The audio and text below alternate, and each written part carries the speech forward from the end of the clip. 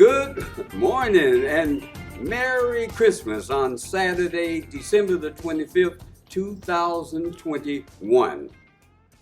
I will begin the celebration of Christ's birthday by quoting his words as stated in Matthew 11, chapter 27 verse. All things have been committed to me by my Father.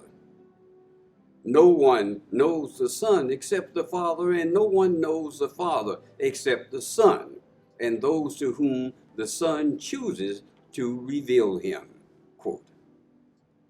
The story of Jesus Christ is indeed a love story. The love of the Father who gave his only Son, and the love of the Son who gave his life, so that all who are willing may ultimately share eternal life in the family of God. Now, before celebrating our family achievement, indulge me as I pay respect to four deserving human beings that has now entered the spiritual world. I will start by paying homage to Hank Aaron, who faced down racism as he eclipsed Babe Ruth as baseball's home run king, hitting 755 homers and holding the most celebrated record in sports for 30 years. Mr. Aaron was one of the last baseball players in the old Negro League before playing 23 years in the major leagues. He was threatened to be killed, and his children were threatened to be kidnapped if he would hit 715 home runs in a season, which would supplant the white Babe Ruth. And simultaneously, in this instant, it would diminish white fans' belief in white supremacy. The FBI and Georgia police protected him and his family, both on and off the field. Hank was forced to sneak out of the ballpark using the park's back door.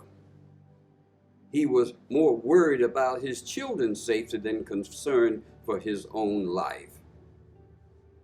Fortunately, no physical harm came to Mr. Aaron, a man who would have been showered with praise for being the best baseball player in the world had this country been civilized.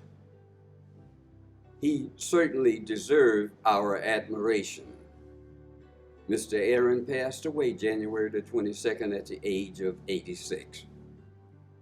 Now, Cicely Tyson.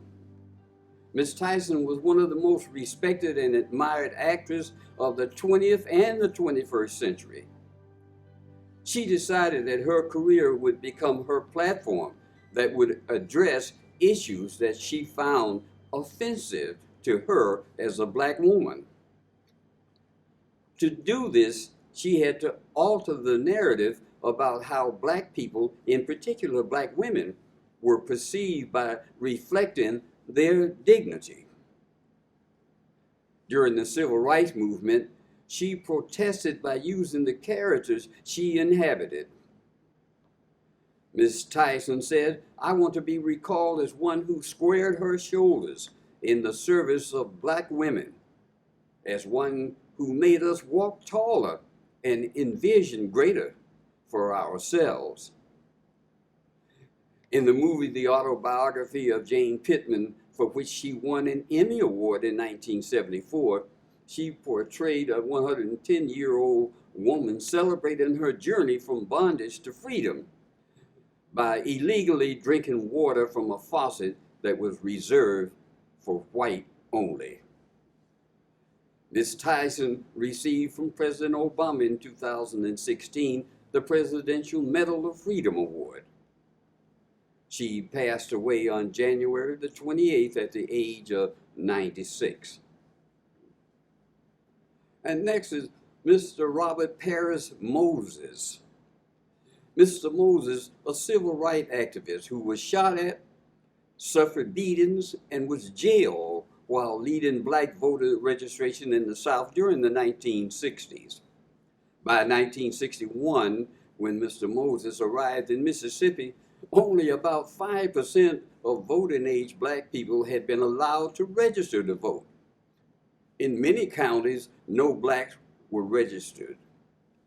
President Biden dared the nation to continue Moses' unfinished work, crediting him with helping to dismantle the Jim Crow system that suppressed black voters. And he urged Congress to pass for the People's Act and the John Lewis Voting Right Advancement Act. Benny Thompson, the current congressman from Mississippi and chairman of the January the 6th Insurrection Committee, may well be indebted to Mr. Moses.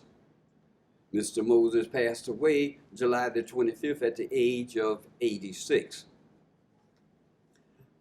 Next, we give praise and admiration to General Colin Powell, a four-star general, President Bush National Security Advisor, chairman of the Joint Chiefs of Staff, and in 2001, he served as President Bush's Secretary of State. Now, General Powell was the most respected human being in the 21st century. He was honored by the military with a Bronze Star, Purple Heart, the Distinguished Service Medal with oak leaf clusters. As a civilian, President Clinton honored him with the Presidential Medal of Freedom with distinction. And the Boy Scouts honored him with its highest adult honor, the Silver Buffalo Award. Now, General Powell led with integrity. He admitted to fallibility and defended our democracy with the highest honor. General Powell passed away October the 18th at the age of 84. Now, next, with immense pleasure, I delight in bringing to your attention the marvelous accomplishments and special events of our family members.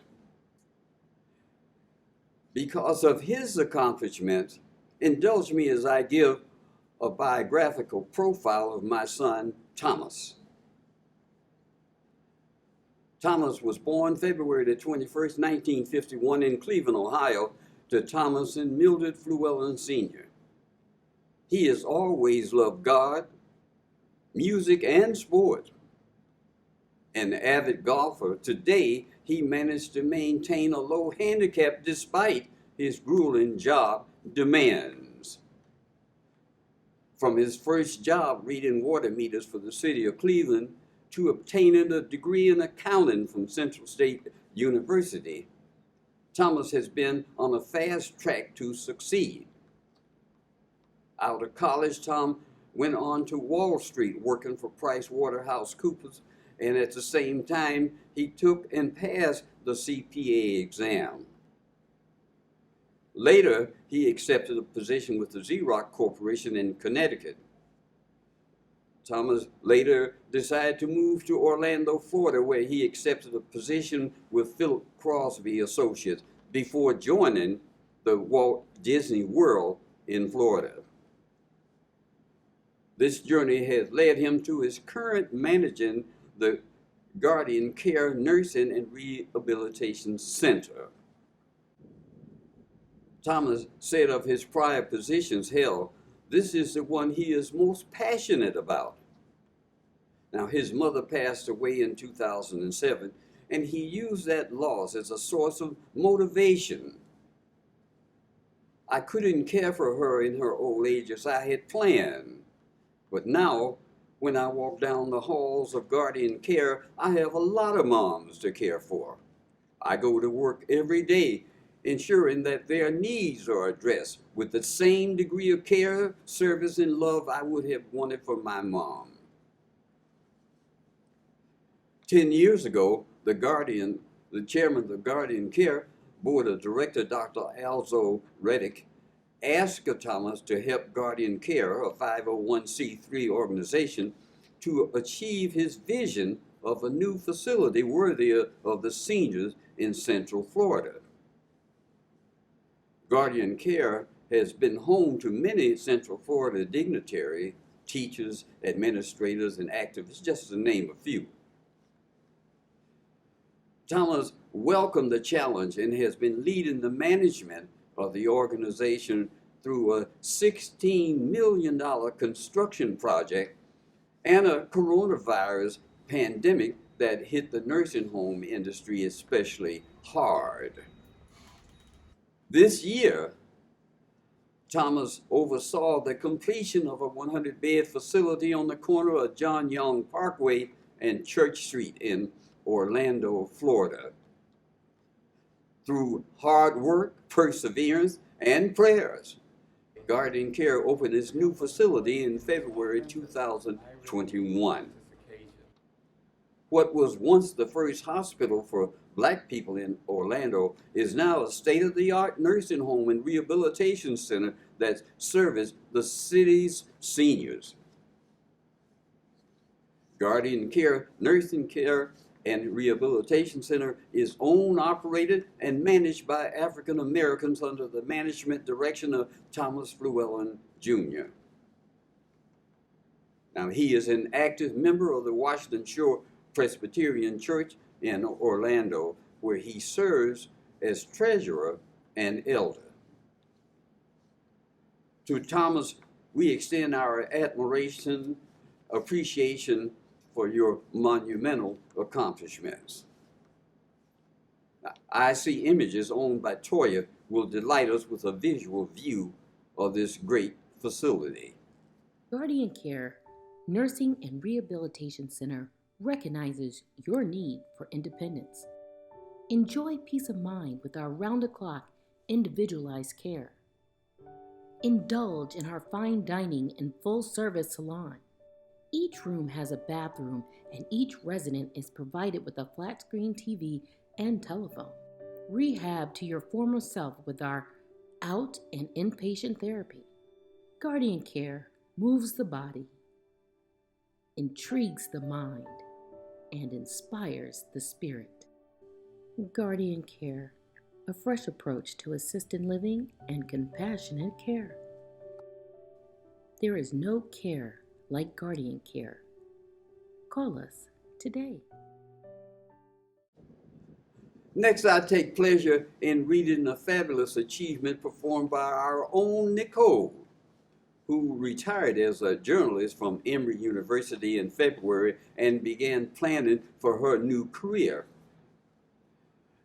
Congratulations are certainly in order for Nicole, who won the Urban League of Greater Atlanta's prestigious pitch contest with a top prize of $1,000. In under 5 minutes, she detailed how her new venture, Nicole G Speaks, would positively impact young adults of the autism spectrum by helping them and their parents navigate employment and independence. Nicole knew she wanted to launch a podcast for parents of young adults on the autism spectrum, but how would she earn income?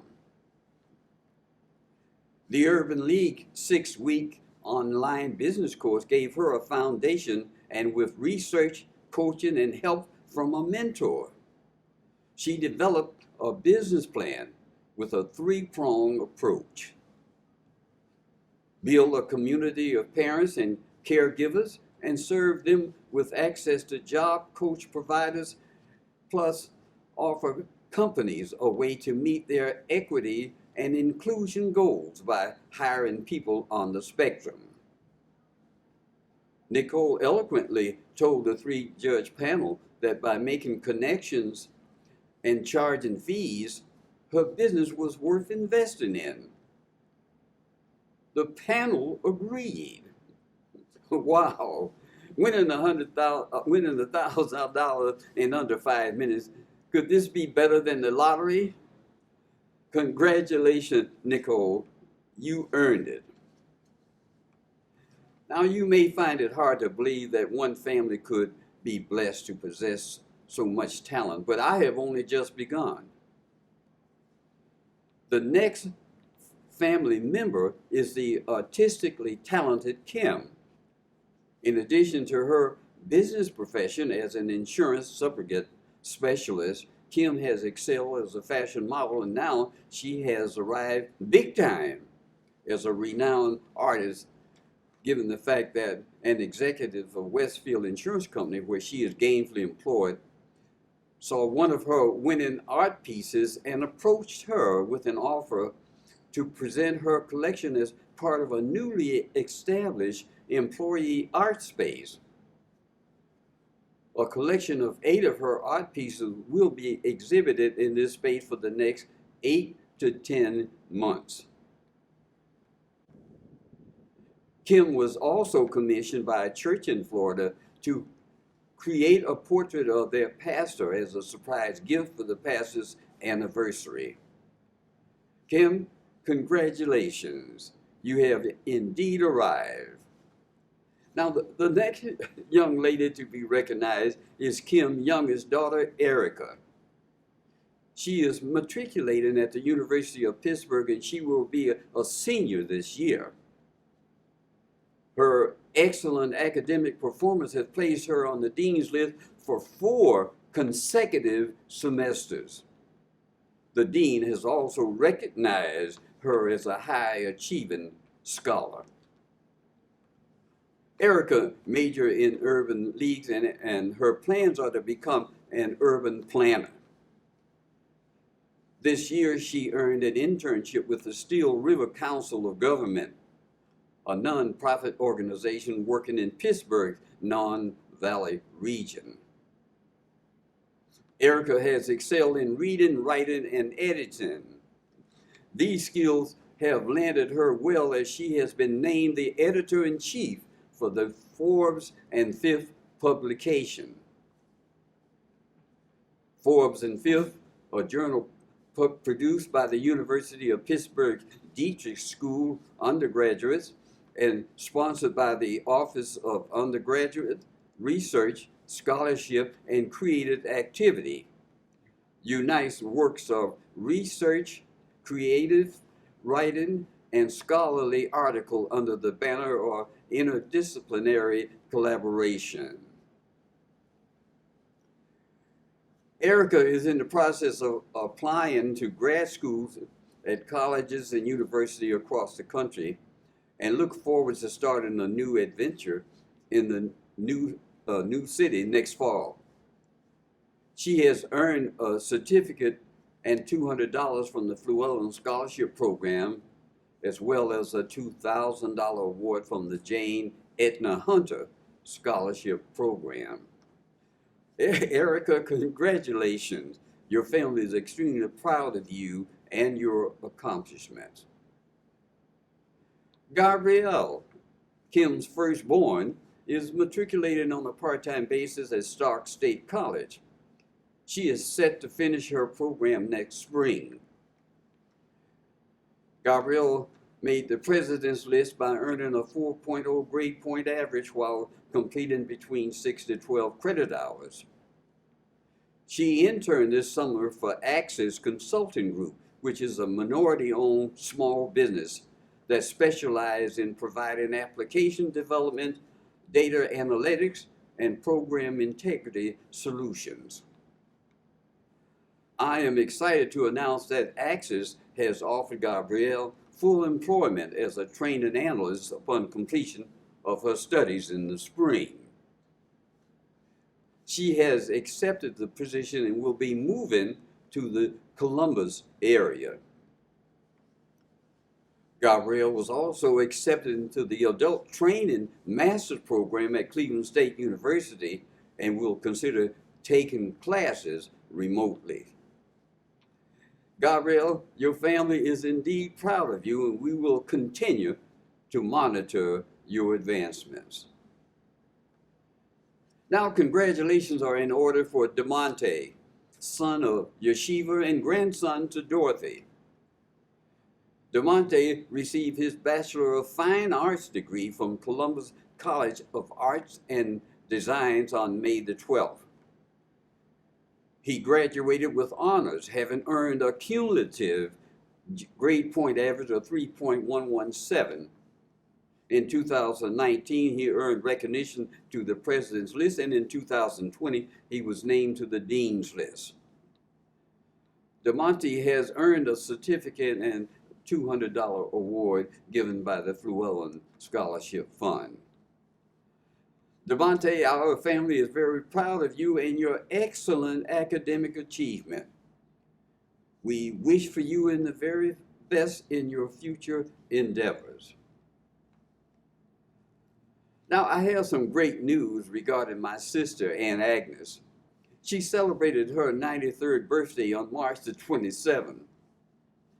Agnes lived with her daughter, Anna Marie, in Euclid, Ohio. Because of the coronavirus pandemic, the guest list was limited. But many thanks to Wanda, Gwen's daughter, who provided the lovely pictures shown here. Next, congratulations to Lance and Mary's son, Dominic, who married the bewitchingly beautiful Kiara Haywood on October the 16th. Kiara, we take pleasure in welcoming you into the Flewellyn family, and we look forward to meeting you in person. Now we come to a family team celebration as we congratulate Thomas, Valeda, Toya, and Tommy Hamilton for having won first prize in the Altamont Springs Police Department annual golf tournament that was held in May. Now I insist upon your undivided attention, please, because this is a big one. On October the 28th, Tina and Mark gave birth to their second son, Jackson Vincent Ikers. At 6:18 a.m., Jackson weighed in at 6 pounds 12 ounces and 18.5 inches long. Now, congratulations to his parents, Tina and Mark. Now, let me introduce you to Jackson Vincent Ikers, one beautiful child. Next, on September the 18th, Robert Render III, president of the East 128th Street Block Club Associate, invited Mama Barbara and me to attend the unveiling of their public art mural project. The purpose of this project was to educate, illuminate, inspire, and demonstrate the depth, breadth, length, and scope of the contribution that we as a people has made, starting with our presence in Africa through our journey to the Americas over 400 years to the present. They also wanted to highlight some of the African Americans who make up the Cleveland connection and who also made significant contributions in the area of religion, civil rights, invention, science, art, philanthropy, and education. One of the persons to whom reference is made is pictured in the mural is our own Uncle Rev, Ichabod Flewellyn, the father of the African American Museum. The artist is Anna Arnold, who is a prolific entrepreneur artist who has produced paintings, sculptures, ceramics, and jewelry for over 30 years. Unrelated to the above matter, Mama Barbara has gotten Uncle Rev's history firmly implanted in the archives of West Virginia University. And at the same time, Mama Barbara's book, A Special Place, St. Mary's School of Nursing, is now recorded within the archives of West Virginia University.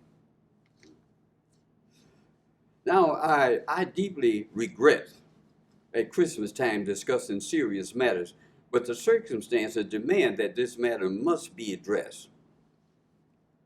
Our country on January the 6th came within a fraction of an inch of being totally obliterated, which would have put an end to our democracy.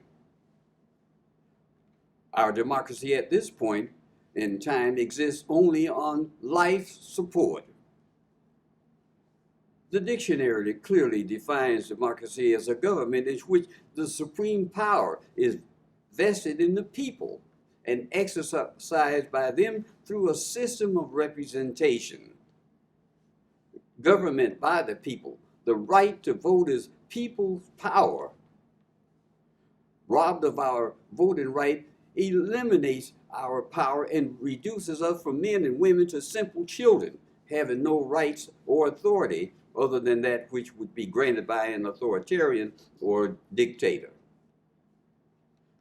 You would no longer have control of your children, your own body, not even to marry the person of your choice if you are Caucasian, white, and the person of your choosing is non-white. This is because the recent U.S. Census shows a dramatic reduction in the white population. There had been no reduction in this country in the white population since 1790. This rationale partially explains why white men want to eradicate Roe versus Wade from federal law, falsely believing that they would eliminate the elimination of the abortion law would enhance the production of white babies. This may be a false assumption, because many white women have the financial means to leave this country, if necessary, to obtain an abortion. It most assuredly would increase the birth rate of non-white babies because their mothers are on the low financial spectrum and lack the financial means to travel.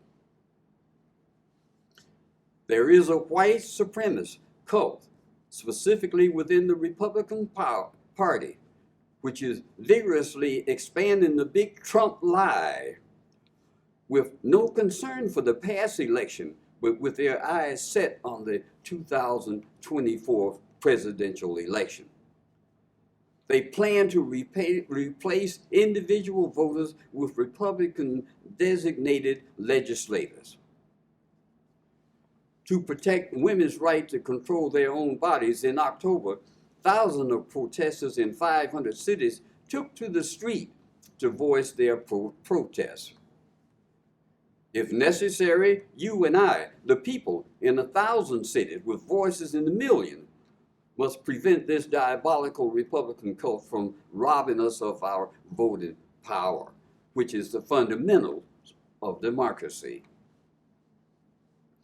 I have a bunch of great-grandchildren, Taylor, LT, Noel, Savannah, and Jackson, just to name a few, who expect to have excellent opportunities to excel and continue the Flewellyn legacy of being the best that they can be. We cannot disappoint them. The fate of your grandchildren and mine hang in the balance.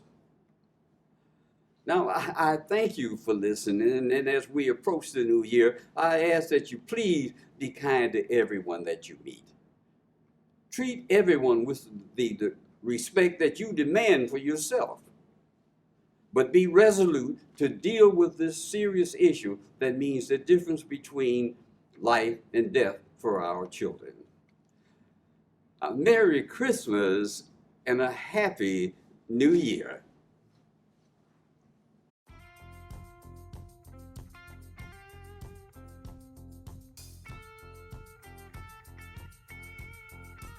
Always a stylish dresser and not so much. Yes, a stylish dresser. Yes, I was always, not right now, today, but if you see me tomorrow, you'll see that, I like to be a stylish dresser. I want to look my best, even when I meet you and you, Noel, I like to be dressed my best, so I love being stylish. I love it. And today is more relaxed because I'm having fun with the two of you. See, for me, this is a pleasure.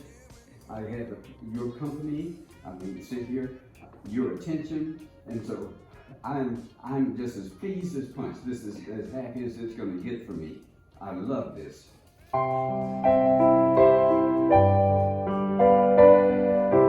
Hi, Daniel! Merry Christmas and Happy New Year to you. Okay, it's your turn. I guess it's your turn. Okay, you go. You can't win this time. I can win this time. Okay, show it. Well, every day be Christmas. I know it W looks. Christmas is forever. for one day. It's for loving, silly, giving.